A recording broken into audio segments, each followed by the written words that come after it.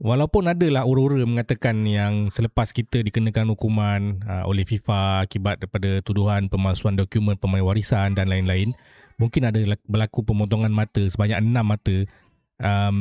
Tapi itu hanyalah retorik, benda yang belum berlaku lagi. Jadi apa yang ada sekarang ni, realitinya Malaysia mendahului dengan 12 poin lah, iaitu berada di landasan yang terbaik lah untuk layak secara automatik ke Asian Cup lah di Saudi Arabia pada tahun 2026 nanti. 2027 tak silap aku kan? 2027.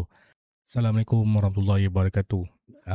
Bertemu lagi kita dalam satu lagi episod The Blue Podcast Malaysia. Dan kali ni aku nak kembali bercerita mengenai sukan bola sepak, iaitu lebih lagi adalah pasukan Harimau Malaya lah, yang akan beraksi pada Selasa hadapan pada 18 November 2026. Dan insyaAllah kalau umur panjang dan ada kesempatan, aku akan buat watch along lah. Dah lama tak buat watch along ni sebenarnya, lagi-lagi Harimau Malaya kan. Kalau dulu masa aku belum buat channel YouTube ni, kalau ada international break memang aku rasa sangat boring lah. Tapi sekarang ni, lepas aku dah ada channel YouTube ni, aku ada something yang aku akan boleh buat lah. Sementara aku nak menunggu kembalinya pemain-pemain bola sepak ni ke kelab masing-masing lah untuk menyambung liga masing-masing lah. Dan aku rasa ini adalah satu international break ataupun international break yang terakhir lah untuk tahun ni, dan juga sampai ke bulan 3 nanti kot baru ada sambung balik international break. Kali ni kita nak bincang preview ringkas lah match berkenaan dengan Nepal versus Malaysia ataupun Harimau Malaya, iaitu perlawanan yang kelima tak silap aku. Perlawanan yang keberapa? Perlawanan yang kelima untuk Asian Cup Qualification Round 3 Group F. Yang sekarang ni kalau kita tengok dekat table ni, kau boleh nampak standing table ni kita memang tengah leading lah dengan 12 poin. Hanya bolos 1 gol dan goal difference kita 13 dan poin kita 12 lah. Kita menang semua. Walaupun adalah ura-ura mengatakan yang selepas kita dikenakan hukuman oleh FIFA akibat daripada tuduhan pemalsuan dokumen pemain warisan dan lain-lain, mungkin ada berlaku pemotongan mata sebanyak 6 mata. Tapi itu hanyalah retorik, benda yang belum berlaku lagi. Jadi apa yang ada sekarang ni, realitinya Malaysia mendahului dengan 12 poin lah, iaitu berada di landasan yang terbaik lah untuk layak secara automatik ke Asian Cup lah di Saudi Arabia pada tahun 2026 nanti. 2027 tak silap aku kan? 2027. Okey, untuk kali ni aku nak berbincang mengenai latar belakang perlawanan dan fokus lah. Latar belakang dan fokus perlawanan. Okey, sepatutnya perlawanan ni kenapa bertanding di ataupun berlangsung di Bukit Jalil? Kan sebelum ni kita dah pernah main dekat Bukit Jalil. Okey. Sepatutnya dia berlangsung di Kathmandu, iaitu di Nepal, tapi dipindahkan ke Stadium Nasional Bukit Jalil. Sebab apa? Sebab stadium dekat Nepal tu dia tidak memenuhi piawaian FIFA untuk aksi kelayakan Piala Dunia ataupun Piala Asia 2027. Jadi macam sebelum ni Nepal lawan Vietnam pun main dekat Vietnam juga. Jadi macam itulah, Nepal akan sentiasa bermain di tempat lawan lah, walaupun mempunyai stadium di negara mereka kan. Cumanya tidak memenuhi piawaian FIFA, jadi terpaksalah travel. Okey, kali ni walaupun berlangsung di Bukit Jalil, Malaysia akan turun sebagai pasukan pelawat lah. Mungkin kita tengok, aku tak pasti sama ada kita akan pakai jersey kuning ataupun jersey warna biru nanti. Tapi aku rasa mungkin akan memakai jersey warna kuning lagi.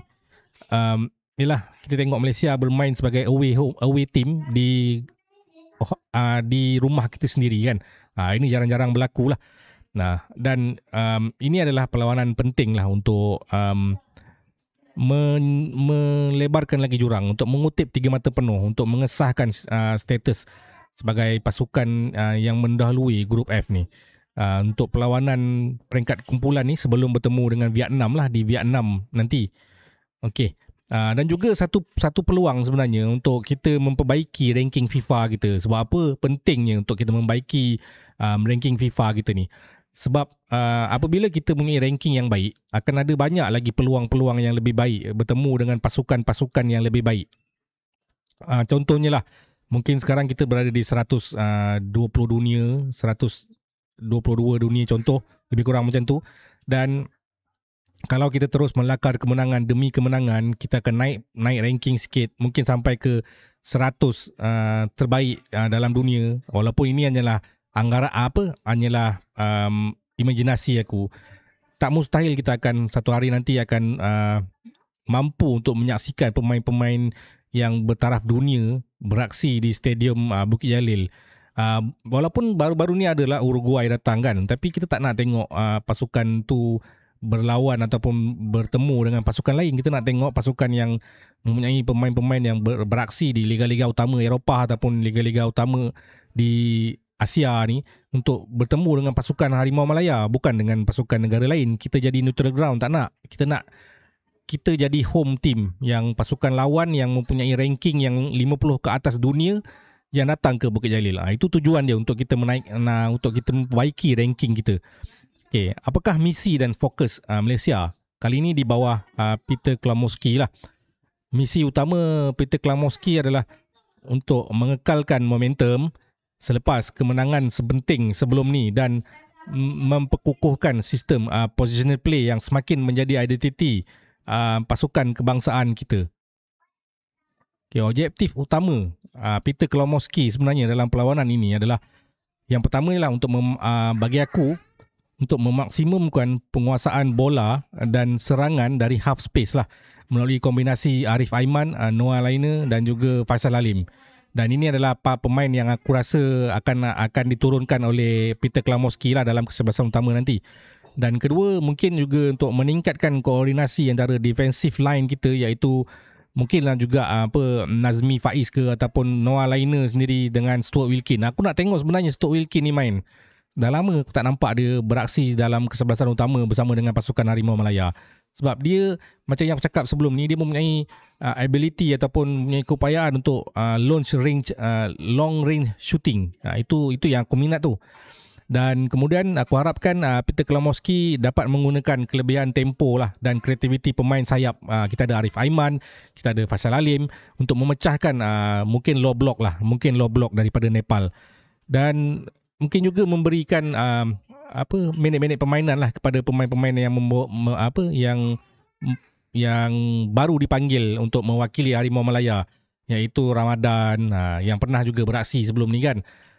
Kita bagi dia orang pengalaman lah supaya nanti di masa hadapan mereka pula, jika diperlukan kudrat mereka akibat daripada penggantungan 7 pemain warisan itu, mereka dah bersedia lah untuk mewakili pasukan Harimau Malaya lah di peringkat antarabangsa. Taktikal yang dia akan diturunkan adalah mungkin macam biasalah. Korang boleh tengok dekat gambar ni, ini adalah taktikal yang aku rasa yang akan diturunkan, formasi yang akan digunakan. Mungkin 3-5-2 ataupun 3-4-3. Fokus utama kita adalah mungkin untuk build up play lah daripada belakang dengan serangan yang tidak terlalu cepat untuk kita hantar bola ke hadapan. Kita yang kawal tempo, serangan terancang lah daripada bahagian bawah dan juga transisi pantas apabila kehilangan bola. Maksudnya bila kita dah out of position, kita harus menekan ataupun press lawan dengan secepat mungkin lah untuk mengembalikan penguasaan bola tu kepada pasukan kita. Dan walaupun aku nampak Arif Aiman dia macam sebelum-sebelum ni, dia jika beraksi bersama dengan pasukan Harimau Malaya, dia akan lebih kepada central punya role tau. Dia akan drift in. Aku terus mengharap yang Arif Aiman akan kekal sebagai difference maker lah, sebab dia mempunyai ability untuk menggelecek bola lah, melepasi pemain lawan. Dan peranan utama dia adalah untuk mencipta peluang dan juga menarik pemain defensif lawan keluar daripada defensive shape mereka. Dan aku harap Luqman Hakim, walaupun mungkin adalah, aku rasa tak mungkin dia akan diturunkan di kesebelasan utama, tapi aku meletakkan dia dalam pasukan aku sebagai penyerang utama lah untuk menggalas tugas sebagai striker utama dengan hasil daripada sokongan Faisal Alim dan juga Arif Aiman daripada bahagian sayap. Okey, itu adalah aku punya pandangan dan aku punya pendapat berkenaan dengan pasukan Harimau Malaya kita. Ada beberapa fakta tambahan yang aku nak bagi tahu kat sini. Kita tak pernah tewas kepada pasukan Nepal dalam pertemuan di peringkat antarabangsa ni sejak tahun 1982. Dan ini adalah kali pertama pasukan kita, pasukan Harimau Malaya, beraksi di Bukit Jalil tapi sebagai away team, beraksi sebagai pasukan pelawat. Dan macam yang aku cakap awal-awal tadi, perlawanan ini menjadi satu peluang terbaik untuk Malaysia memperkukuhkan lagi ranking FIFA dan memantapkan lagi chemistry pemain menjelang aksi seterusnya lah pada awal 2026 nanti. Dan juga 5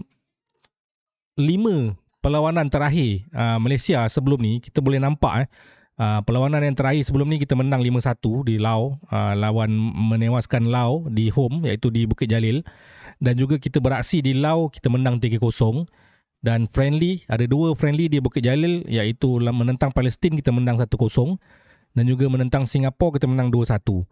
Dan yang paling besar sekali mungkin dalam sejarah kelayakan Piala Asia ni sebenarnya adalah kita menumpaskan Vietnam lah di home iaitu dengan jaringan 4-0 kan, yang disumbangkan juga oleh pemain-pemain warisan yang telah pun digantung ni. Ini adalah perlawanan yang ketiga, kali ketiga yang mereka ni, pemain warisan ni tidak dapat diturunkan lah akibat penggantungan yang dikenakan oleh FIFA. Dan aku harap kita tahu ini adalah satu berita yang tak baik sebenarnya untuk pasukan kita, tapi ini adalah peluang yang terbaik lah untuk pemain-pemain lain menunjukkan kemampuan mereka, untuk showcase diorang punya talent. Maksudnya mereka layak juga untuk beraksi bersama-sama dengan pasukan kebangsaan. Kita tak perlu terlalu bergantung kepada pemain-pemain warisan yang telah digantung itu. Walaupun mereka mungkin mempunyai kualiti, tapi jika mereka tiada macam keadaan sekarang yang mereka telah pun digantung, kita ada lagi pemain-pemain lain yang mampu untuk step up, untuk mengisi ruang kekosongan yang ditinggalkan oleh pemain-pemain warisan ni. So itulah harapan aku. Dan ini kali pertama jugalah aku rasa sejak pada Zakwan Adha rasanya pemain yang memakai jersey Negeri Sembilan di dalam Liga Super Malaysia akhirnya dipanggil dalam kesebelasan utama iaitu outfield player. Kita tahu Azri Ghani dipanggil untuk menjadi penjaga gol, tapi Luqman Hakim sebagai penyerang utama, itu aku excited lah untuk tengok dia. Walaupun dia belum lagi menjaringkan sebarang gol dalam Liga Super, tapi dia pun baru nak dapat match fitness tu kan. Dan aku harap dia akan diberikan peluang lah oleh Peter Klamowski. Kalau bukan pun kesebelasan utama, mungkin juga akan dimasukkan pada minit-minit akhir, 20 minit terakhir selepas pemain lawan penat. Sebab Luki ni dia mempunyai kepatasan. So dia bila fresh leg tu, dia ada tenaga dan dia mempunyai kepatasan. Mungkin pemain lawan selepas kepenatan mungkin akan hilang sikit dia orang punya composure ataupun fokus lah kan. Jadi Luki boleh exploit lah situasi tu. So itu adalah review ataupun preview ringkas aku berkenaan dengan perlawanan menentang Nepal pada hari Selasa nanti, iaitu pada 18 hari bulan 11 2025 dan pada pukul 9 malam di Bukit Jalil. Korang bolehlah nanti bersama-sama dengan aku untuk watch along. Dah lama kita tak watch along bersama sebenarnya, dan aku harap aku akan dapat jumpa korang nantilah pada hari Selasa nanti. Dan dengan seperti harapan peminat-peminat Harimau Malaya yang lain, walaupun kita tahu FM mungkin sudah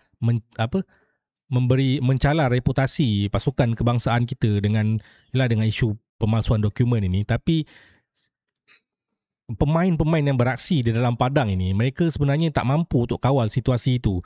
Apa yang mereka mampu adalah untuk menunjukkan permainan yang baik di dalam padang. So inilah masanya untuk kita bersatu, untuk memberikan sokongan kepada pasukan Harimau Malaya kita. Lupakan seketika isu yang melandai kem kebangsaan pada ketika ini, dan kita fokus kepada apa task yang ada dekat tangan kita. So kita akan cuba untuk mengutip 3 mata penuh sebagai bekalan selesa untuk kita bawa ke Vietnam nanti pada awal tahun 2026.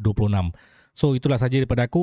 Mungkin juga aku nak pesan sikit lah kepada korang. Terima kasih kepada korang yang dah subscribe channel aku ni. Kepada yang masih lagi belum subscribe, tolonglah subscribe. Bolehlah subscribe untuk korang menyaksikan konten-konten yang seumpama ini, sebab aku banyak bercakap mengenai pasukan Chelsea dan juga pasukan Harimau Malaya, dan adalah sikit-sikit berkenaan dengan isu berkaitan dengan UFC lah. Macam contoh video terbaru aku adalah untuk preview ringkas main event iaitu UFC 322 antara JDM, Jack Della Maddalena versus Islam Makhachev lah. Jadi korang boleh tengok lah nanti, dekat end of screen nanti ada apa dia punya thumbnail kan, korang boleh lah klik. Dan jangan lupa subscribe guys. Itulah saja daripada aku kali ini. Assalamualaikum warahmatullahi wabarakatuh.